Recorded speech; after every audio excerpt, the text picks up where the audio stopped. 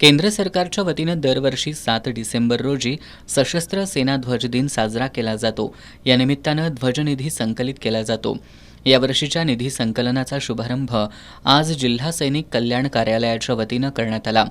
सेवानिवृत्त lieutenant colonel Rahul Mane यांच्या उपस्थितीत आणि अप्पर जिल्हाधिकारी संजय शिंदे यांच्या हस्ते निधी संकलनाला प्रारंभ झाला.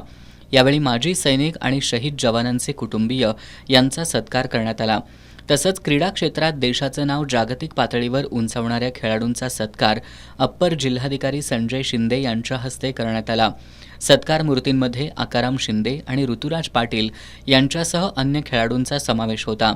आकाराम गणपत शिंदे हे माजी सैनिक असून त्यांनी कोलकाता इथं झालेल्या 1500 मीटर धावण्याच्या स्पर्धेत सुवर्ण पदक मिळवलंय, तर ऋतुराज पाटील यांनी पॉवर लिफ्टिंगमध्ये चमकदार कामगिरी केली आहे. जिल्हा सैनिक कल्याण विभागाचे प्रमुख अधिकारी राहुल माने यांनी निधी संकलनाचा आढावा घेतला. गेल्या वर्षी कोल्हापूर जिल्ह्यातून 1,64,35,00,000 रुपये निधी संकलन झालं होतं. यामध्ये जिल्हा परिषदेचा माध्यमिक शिक्षण विभाग आणि शाहूवाडी तहसीलदार कार्यालयानं भरीव कामगिरी केली आहे. यंदा 1,60,80,000 रुपयांचं कोल्हापूर जिल्ह्याला दिलेलं उद्दिष्ट नक्की पूर्ण होईल असा विश्वास माने यांनी व्यक्त केला.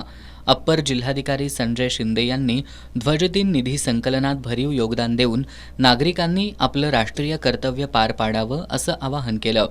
यावेळी साधना पाटील, रामलिंग चव्हाण, एकनाथ आंबोकर यांच्यासह मान्यवर उपस्थित होते.